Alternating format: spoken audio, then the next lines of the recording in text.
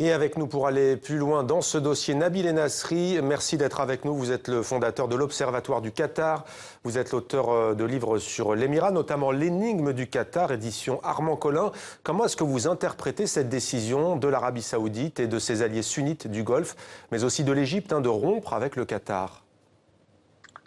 Bonjour, oui, effectivement, je pense qu'il faut mettre cette décision dans une temporalité un peu longue, c'est-à-dire que maintenant, depuis quelques années, et notamment depuis l'éruption des printemps arabes, vous avez un vrai clivage au sein des monarchies du Golfe entre une tendance emmenée par le Qatar qui soutenait ces révoltes populaires et une tendance inverse, opposée, qui en avait peur puisqu'elle avait elle craignait tout simplement à ce que le vent de révolte ne déborde ses frontières et donc ne mettent en péril la stabilité de leur trône. Donc ce clivage s'est également doublé sur la question des frères musulmans, où le Qatar soutenait cette formation qui remportait les élections, mouvement qui est tenu en suspicion extrême d'une certaine manière par l'Arabie Saoudite et les Émirats Arabes Unis. Aujourd'hui, ce qui se passe doit être mis en corrélation, en plus de ces clivages que je viens d'évoquer, par rapport à l'arrivée de l'administration de Donald Trump au pouvoir aux États-Unis et à cette volonté de confrontation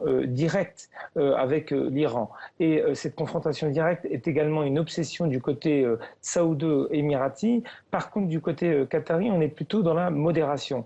Donc vous avez une succession de clivages, de lignes d'opposition qui se sont ajoutées ces dernières années, notamment ces derniers jours, qui ont porté à son paroxysme ce que j'appelle moi la guerre froide du Golfe. Et donc on a un nouvel épisode très fort, puisque c'est la plus grave crise du Conseil des coopérations du Golfe depuis sa création en 1981, qui est à l'œuvre aujourd'hui. Rapidement, peut-être quelques mots, Nabil Enasri, sur les conséquences potentielles pour le Qatar. Quelles peuvent-elles être selon vous ?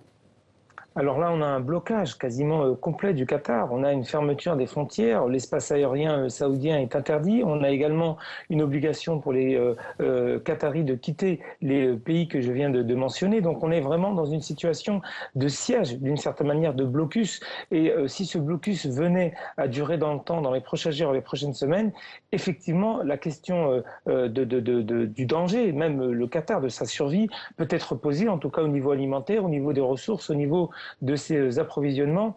On est en face d'une crise très grave, mais je pense qu'il va y avoir un certain nombre de médiations qui vont s'opérer très rapidement au niveau régional et international pour décrisper la situation, puisque c'est évidemment dans l'intérêt de personne de faire perdurer un clivage aussi profond, une crise aussi dramatique que celle qui est à l'œuvre aujourd'hui.